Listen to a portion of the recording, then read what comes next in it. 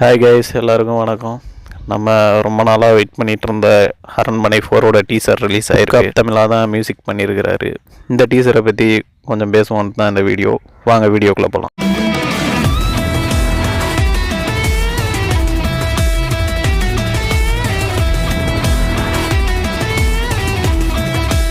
இந்த டீசர் ஸ்டார்டிங்கில் பார்த்தீங்கன்னா ஒரு அரண்மனையிலேருந்து தான் காட்டியிருக்காங்க. அரண்மனையிலேருந்து காட்டிட்டு ஏதோ புருஷன் பொண்டாட்டிக்கு சண்டை அப்படிங்கிற மாதிரி தான் அந்த டீசர் போகுது. கிட்டத்தட்ட அரண்மனை 1, 2, 3 இந்த மாதிரி தான். அதில் காதல் அப்படி இப்படின்னு மாறும். இதில் கல்யாணம் பண்ணிவிட்டு இது பண்ணிட்டாங்க அப்படிங்கிற மாதிரியே கொண்டு போகிறாங்க. சுந்தர்ஜி தான் டைரக்ட் பண்ணியிருக்கிறாரு. இந்த படம் நல்லா தான் இருக்கும். யாருக்கு நல்லா இருக்கோ இல்லையோ, ஜென்ரல் ஆடியன்ஸுக்கு இந்த படம் கண்டிப்பாக நல்லாயிருக்கும். இந்த படம் பேய் படங்கிறத தாண்டி சுந்தர்ஜி படம் அப்படின்னா எல்லாருக்குமே தெரியும் எந்த அளவுக்கு இருக்கும்னு. நான் இந்த படத்துக்கு ரொம்பவே வெயிட் பண்ணிங்க. இதில் ஒரு முக்கியமான ஆக்டர் நடிச்சிருக்காங்க.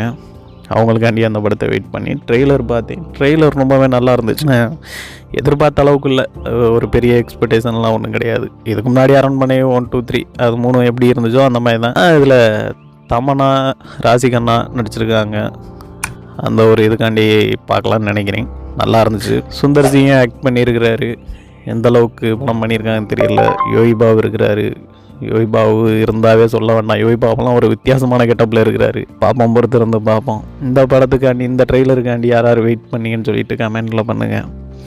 நானும் தெரிஞ்சுக்கிறேன். இந்த படத்தில் பார்த்துக்கிட்டிங்கன்னா தமன்னா தான் சுந்தர்ஜி தங்கச்சி மாதிரி காட்டியிருக்காங்கன்னு நினைக்கிறேன். அந்த மாதிரி தான் ட்ரெய்லரில் இருந்துச்சு.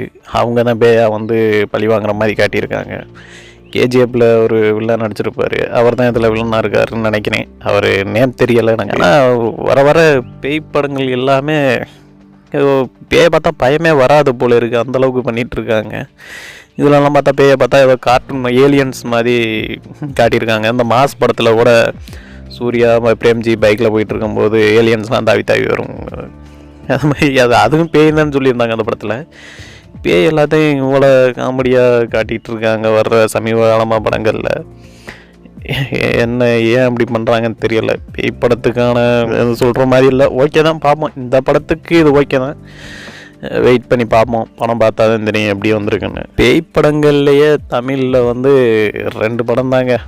பேய் படம்னாவே 2 படம் தான் ஆக்கிரமிச்சு வருது அப்பையிலேருந்து. Part 1, part 2.